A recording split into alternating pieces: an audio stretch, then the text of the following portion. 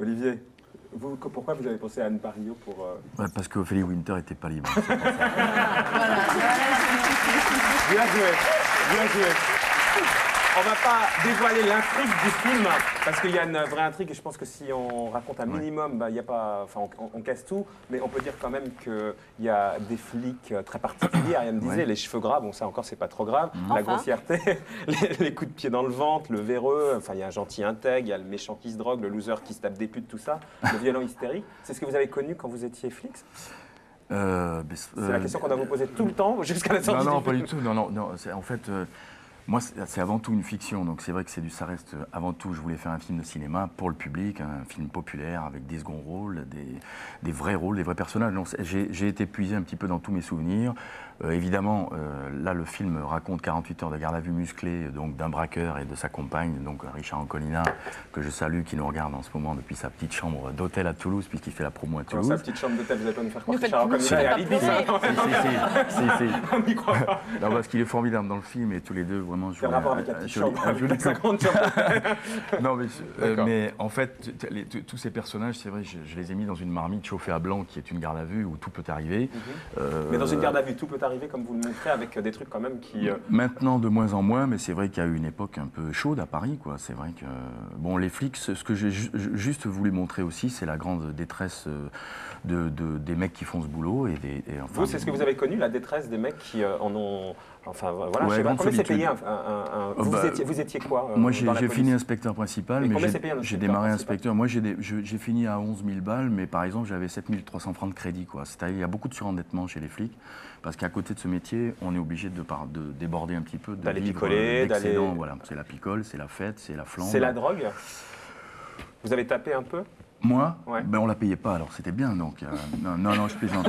Non, je plaisante. Non, là, si vous voulez... on sait pas si vous plaisantez. Avec un petit fond de vérité. C'est ce que vous racontez un peu dans le film. Non, mais ce que j'ai juste voulu montrer, c'est que les flics ne sont pas des gens parfaits, mais encore une fois, ce n'est pas un pamphlet accusatoire contre la police. Au contraire, le film, c'est un grand message d'amour sur les flics. Vous l'avez montré à des flics? Oui. Vos anciens collègues? C'est du 100%, ils adorent. Tous? Oui, parce qu'ils ont compris. Même la hiérarchie? La hiérarchie l'a pas vu. Ah oui, c'est peut-être pour ça.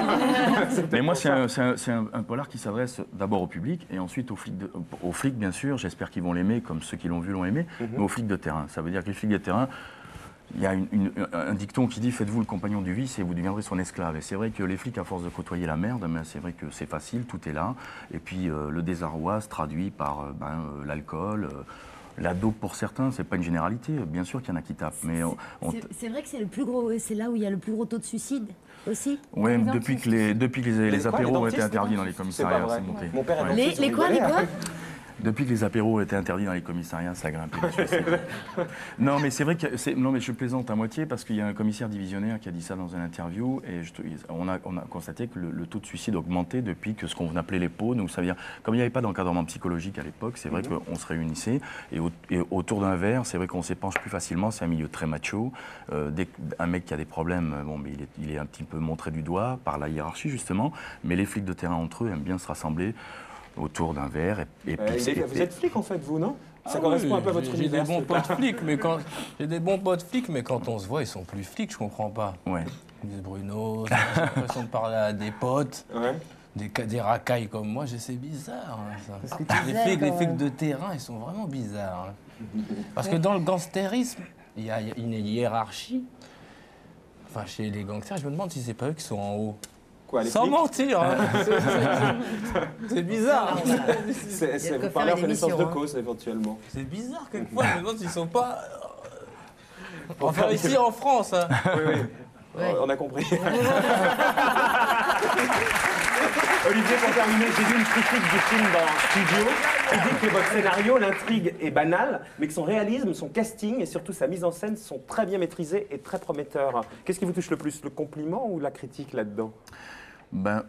Évidemment, le compliment, la critique, si vous voulez, le scénario banal, moi d'abord je ne le trouve pas banal, c'est l'idée, on va dire que c'est une idée toute simple, ça veut dire que c'est vrai que l'histoire elle est simple, mais moi j'ai voulu surtout raconter l'histoire de tous ces personnages qui sont confrontés les uns aux autres. Maintenant, les histoires simples, c'est bien souvent les histoires les meilleures, je pense, donc voilà, mais... non, je ça sais sort pas. En tout cas le 20 février. Le 20 février. Voilà.